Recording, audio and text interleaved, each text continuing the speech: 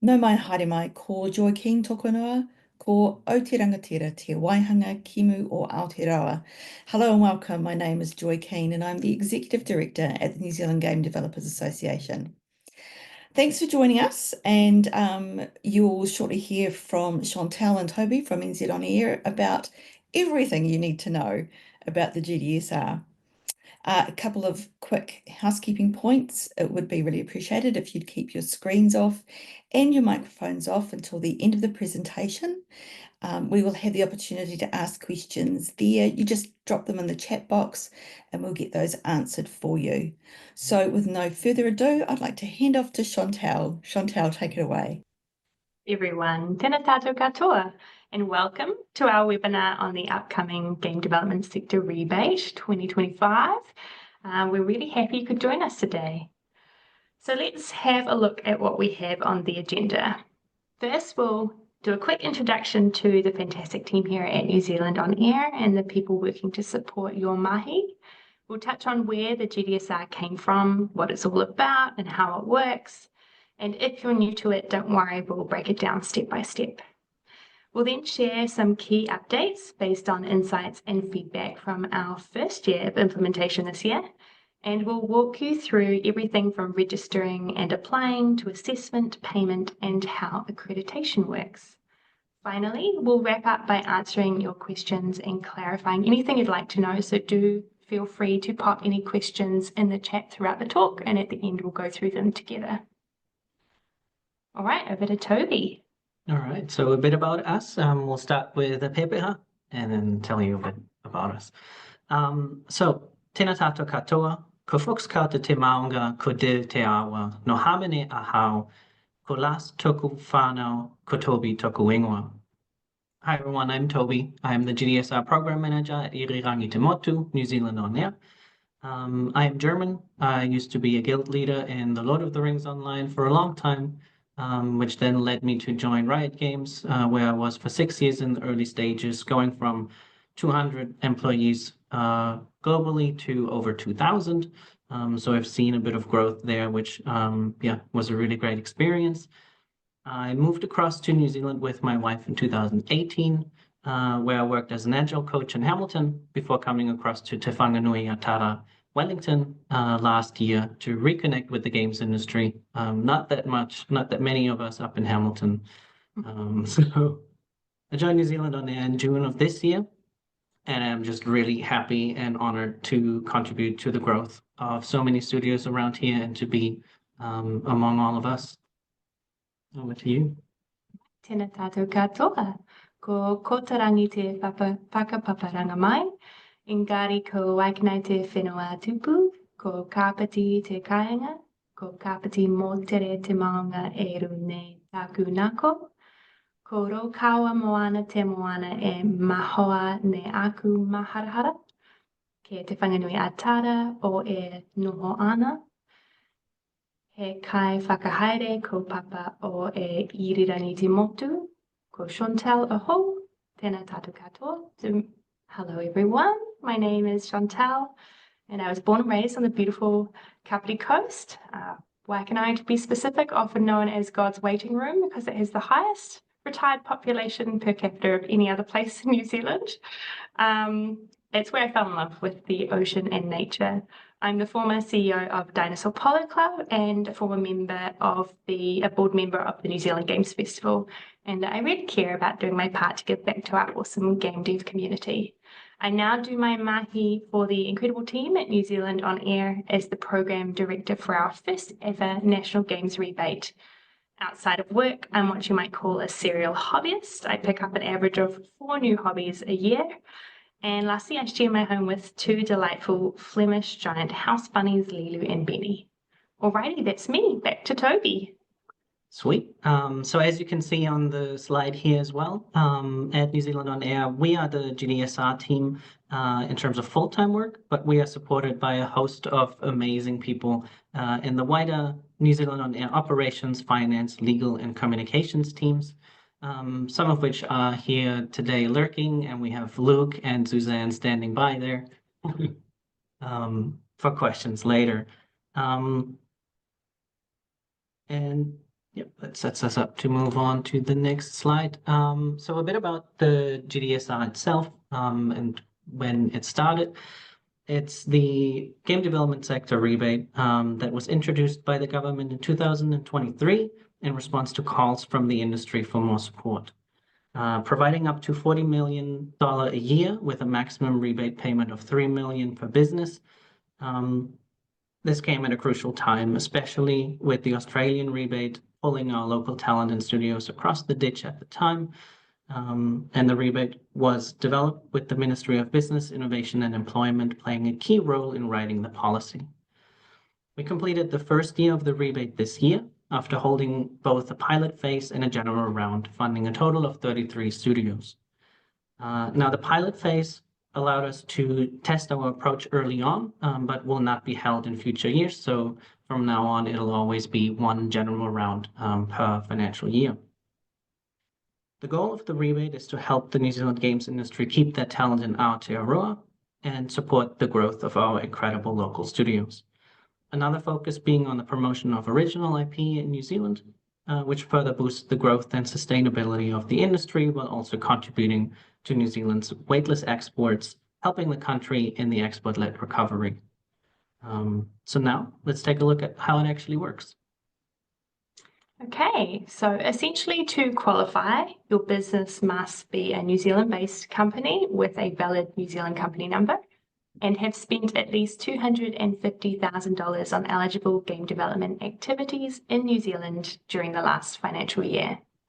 It covers costs related predominantly to the wages for game development team members actively involved in creating games or game assets, and the software and tools used directly in that game development process. So what types of games are eligible? So the rebate applies to digital games that meet the following criteria. They're designed for entertainment, education, or skills development. They're composed of content, game mechanics, and code. And crucially, they must enable the player to be able to influence or change the outcome as they proceed through the game. In addition, the rebate is available for studios that create game assets, specifically for sale to the games industry. However, assets developed only for sale to general consumers are not eligible. Now, there are some exceptions to keep in mind, so let's run through them. A linear interactive experience, for example, a 360-degree movie or an app where the user follows a set path without meaningful choices, is not eligible. Additionally, corporate training tools intended for exclusive internal use are not eligible either. Finally, all eligible products must be available for general public release. So let's unpack a little of what that means with some examples. For entertainment games, this is pretty straightforward. These should be available for sale on platforms like, say, Steam, the App Store, Nintendo eShop, you get it. For educational games, these might potentially be sold on Steam, but they might instead be tailored for use in schools. The key point is whether the game is designed for one specific school or is available for all schools to purchase. If it's exclusive to one school, we wouldn't really consider that general public release, so that would not be eligible. But if all schools can buy it, then it qualifies. Serious games are similar. For instance, perhaps you're developing a surfing game that is designed for skill improvement, but it wouldn't be available for the GDSR if it was just for one surfer. If it's available for any surfer to purchase, then that meets the criteria. Game assets are similar. They must be easily accessible for lots of studios to be able to purchase. Now back to Toby for an overview of the upcoming steps. All right. So here we have the roadmap for the GDSR in 2024 and 25. Where to start, you'll need to create an account on our portal and register for the GDSR in February. The registration will specifically be open from the 3rd of February to the 28th. So hopefully everyone gets a chance in that month to get that in. After registering, you'll receive a letter of acknowledgement or decline from us. And only studios who receive a letter of acknowledgement will be able to apply for the general round in April. Applications are open from the 1st of April to the 9th of May, which this time around gives us 6 weeks to work with from the end of the financial year.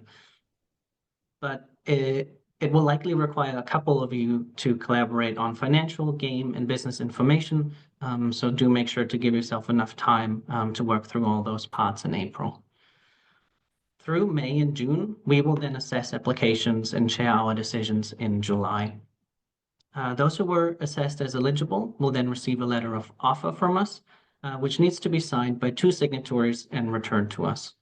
Once countersigned by NZGDA, we will request you to invoice us for your funds to be paid out. Now, another step that's worth highlighting beyond this graphic is accreditation of GDSR support in your games and on websites. And we'll talk a bit more about that later on in the presentation. For now, let's go back to Chantal for an update on what's changed in this year.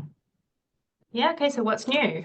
We've done a thorough review of our registration, application and assessment processes from this past year. And based on what we've learned, we're making some refinements to improve the experience, both for the games industry and also the assessment team at New Zealand On Air. So first, the registration process. For the 2024 to 25 round, we're simplifying things to avoid asking for the same set of information more than once, because we realized that was really quite frustrating last time. So it should be faster and more efficient. Registration, as Toby mentioned, will open in February, so make sure to put that in your calendars. That's going to be very important. You cannot apply unless you have registered.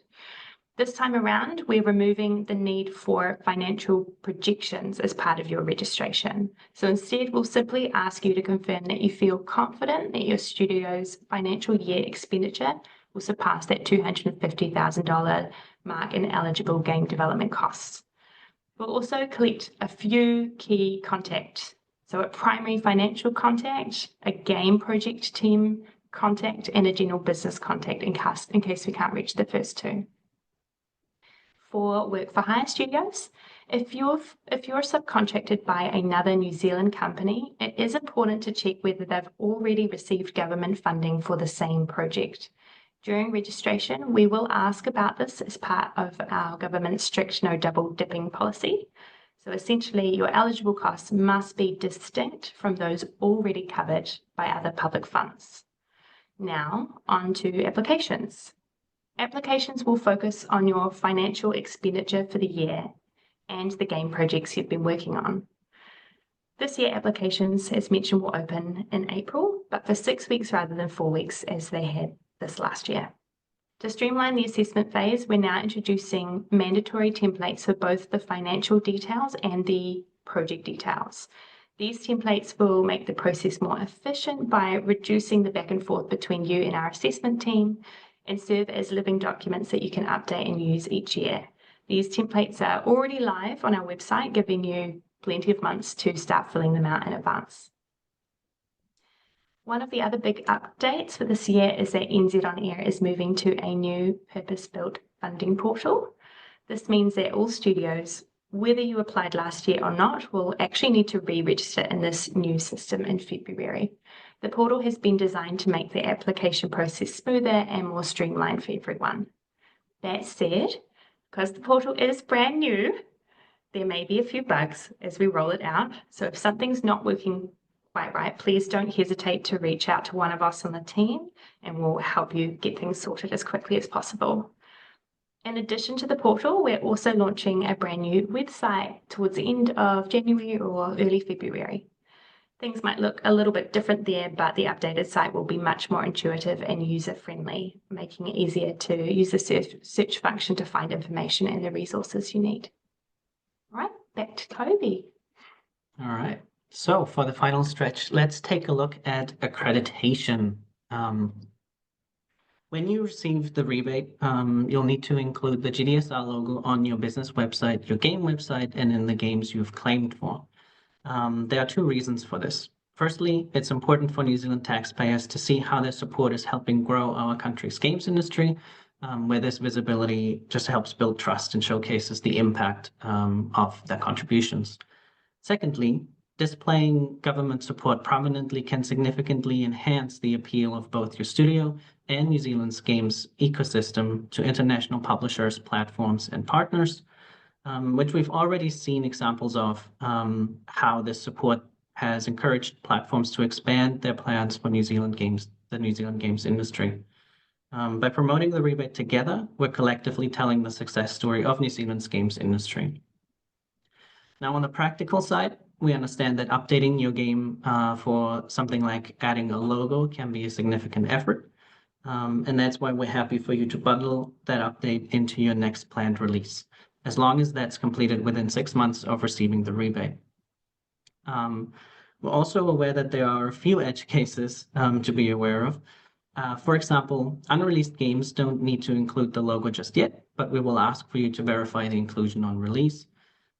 We also want to be reasonable when it comes to client-based arrangements, where your team may only have contributed a part of the entire game, or where there might even be strict rules around what is allowed around a certain IP. In those cases, we'd be really happy to work with you and to figure out what the best approach is. And the best way to do that is if you reach out to us via email, and then we can set up a call and discuss that. Finally, to reflect what we've learned over the past year, we're also updating the accreditation guidelines on our website, and that'll take place over the next few weeks. While the GDSR logo will still need to be present in your games, where and how you place it is a creative process that you can lead. So for example, if the logo fits best in an animated splash screen sequence, or if it's better in a static addition in your options menu, both of those are fine and we're happy to consider. There's also the about pages, credit sequence, anything like that, we're super happy to discuss. Yeah, there's so many options. So as long as the logo is visible in your game, we're generally pretty happy with that. And that's all on accreditation. So that moves us on to our final slide, where we'll go into partai pretty soon. Questions from the floor. In general, we do recommend signing up to our newsletter to stay up to date with what's happening in the GDSR. There's a QR code here to do that. And there's also a link to our website where you can find a bunch of useful information like the specific guidelines and policy information that you'll need closer to the application itself. You can reach us the best way at the Games Rebate inbox, which is on your screen, gamesrebate@nzgonair.gov.nz. And we're happy to connect on LinkedIn as well. Both of our profiles are shared here on screen. And that finishes us up. That wraps up everything. So are there any questions that have come through the chat, Joy? No, nothing as yet. We'll give them a couple of minutes maybe just to If think anyone up. wants to go off mute, we'll stop sharing the slide so we can go and actually see people because we couldn't see any of you until now. And yeah, if you have any questions that you'd like to ask, one of the things I can quickly also mention that's on the website now is a little bit more of a guideline of how to determine what software is eligible. So definitely give that a read. We've tried to make it really accessible. It is a little bit about like how you're using the software and who on your team is using it. So it's about, I think, just 2 pages that describe kind of how to determine what those expenses are, which of them are eligible and which aren't. So that should hopefully help people out a bit. Is there anything else that people are unsure about and wouldn't mind running past us?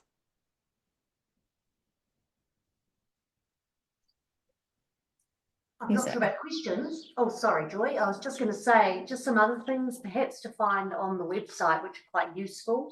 Obviously, we'll be putting this webinar there that you can refer back to if you want to just go back over anything.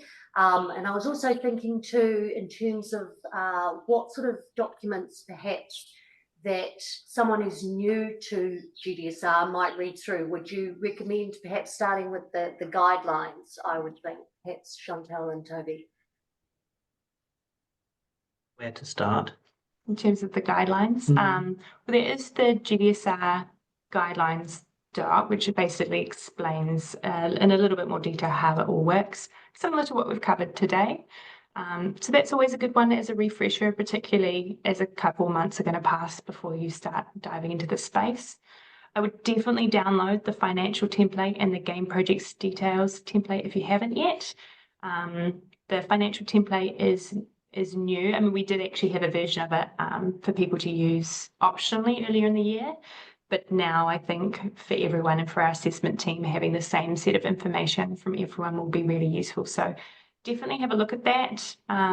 If you're working with an accounting company, get it to them nice and early, because what you could probably do is start coding things in, say, Xero to the GDSR in advance, so that when you go to populate that spreadsheet, you can just export a CSV and implement it in there. Note a couple of additions. So when it comes to software, it will ask you in there who in the team is using it and how they're using it. It only needs to be a couple of words each, but it does enable our assessment team to determine what software is in or out, or if they need to talk to you further. So definitely make sure that's filled out, or we'll probably send the form back to you and make you fill it out and send it back. Other than that, the game projects details template also has now written examples of roughly the amount of information we're looking for. It's a bit of a balance between what we received. Some people gave us lots of detail on their projects, some not much at all. So we've tried to write what we require as assessors in order to be able to validate that this is a digital game that's being made. As a note, for unreleased games, you might get an email or a call from one of our assessors asking for additional information, but on the whole, we've tried to capture most things in that form, and you can fill that out from now, and you won't need to submit it until April. So yeah.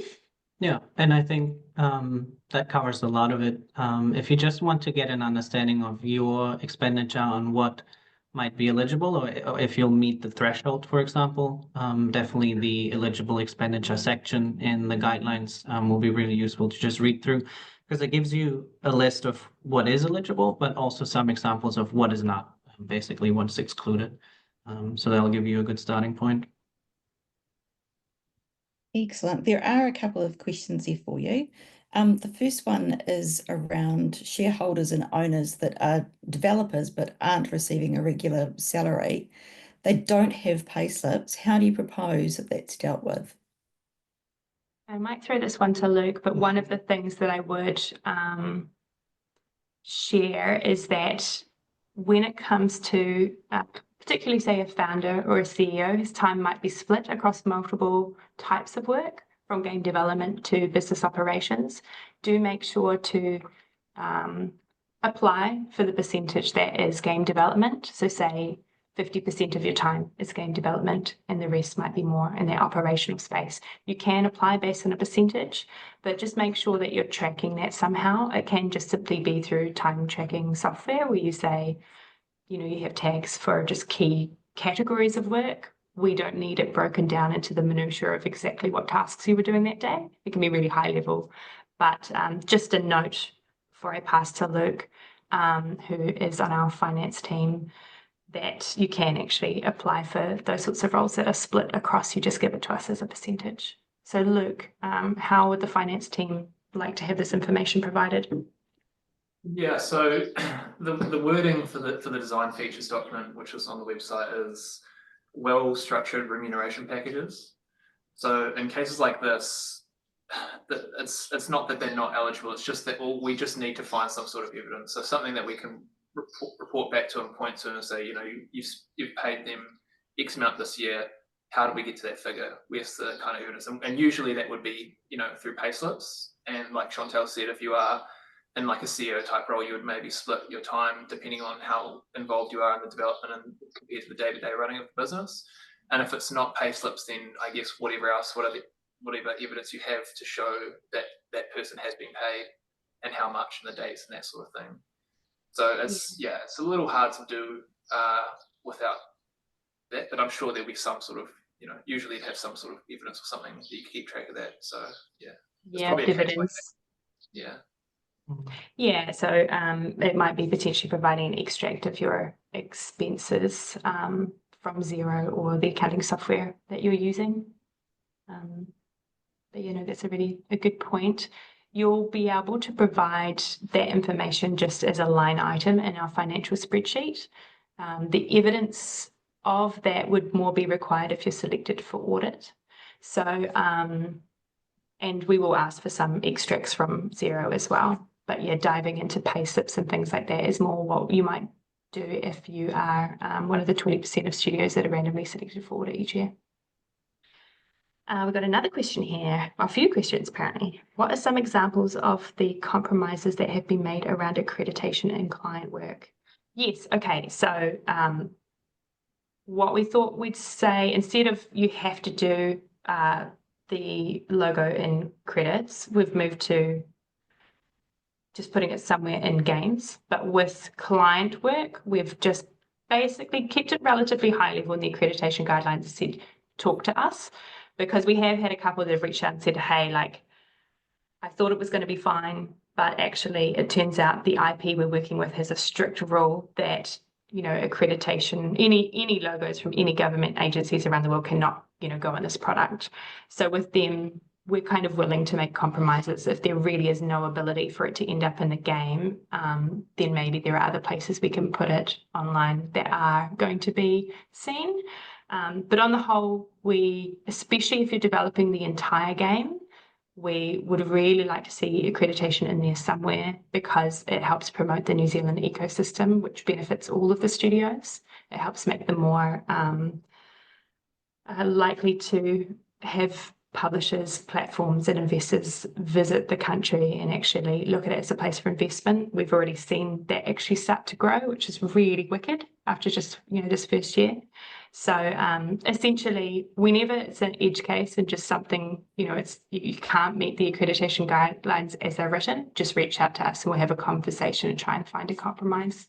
I think in terms of examples of compromises too, we had one studio that was contributing to a game and essentially only really had control over their opening splash screen, where their own logo was shown, and they've really kindly included our logo on their splash screen in the bottom, which is an option. Their mobile games just don't typically have credits, so we found other areas to include that. Yeah, and then another client-based game where that actually only contributed, say, to the prototyping phase and not the final product. That was one where we were happy to say, okay, well, that's fair enough. We can't expect the company that you've done this work for to put the GDSR logo in their game, because the percentage that they had contributed towards it was relatively minor. So basically, we're always happy to chat. Please do reach out if you're stressed out about anything and it's not really working. We do want to find ways to compromise while also, you know, promoting the awesome ecosystem that's growing here, so that you guys hopefully get more opportunities over time.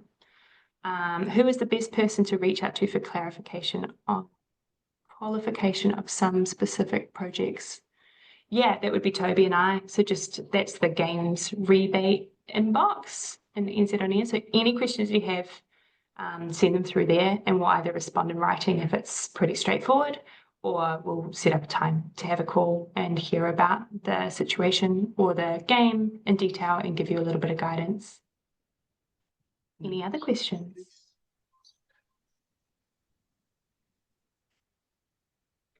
Just going back to first one as well, I had a thought that, you know, from the auditor's perspective, for, you know, shareholders and owners, they would likely want to see some sort of, you know, contract or something in writing. It's less likely to be eligible if it's just random ad hoc payments with no writing or shareholder agreement in place, which is, you know, most likely going to be the case anyway.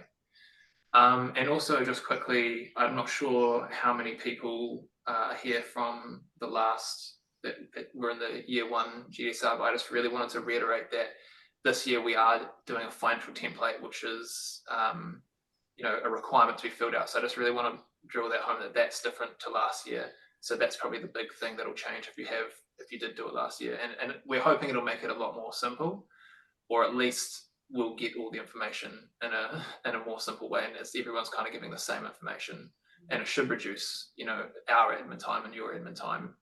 But we will likely still be contacting, you know, all the studios that we can in that assessment period. So yeah, we'll be in touch over that period. Yeah, and it's one of the reasons why we're asking for more contact details this time, because sometimes last year we had a really short assessment window, only 14 working days to process all of the applications. This time we've got a little bit longer after talking with the Ministry of Business about the whole process, and we've given you guys a little bit longer, but we still are hemmed in by the government's end of financial year, which is the end of June. So we have to have the whole process finished by then. So that's part of the reason why we've kind of made these templates to make sure all information is standardized. Also, you can fill them out well in advance rather than when April kind of comes. So it should make it a bit more straightforward. I think there was one more thought that popped into my head around employment contracts. So have a read of that part of the guidelines where it talks about what is eligible, because things like training, well, certain types of training and bonuses and things like that are included, but only if they are written into your employee's contract. So if it's not in there, you should make sure to add it because otherwise it will not be eligible. And we have found that when we've gone through and checked for evidence of certain expenses from studios, we've had to remove eligibility of some because they haven't actually been written into an employee's contract. So that's just something to be mindful that might allow you to claim for potentially more than if you didn't include that there. Excellent. Luke, Anything just Sorry, I just dropped the email address in case anyone is sitting on the call and they don't feel like typing into the chat box. There is the email address there, so feel free to flick us through an email there and we can answer your questions.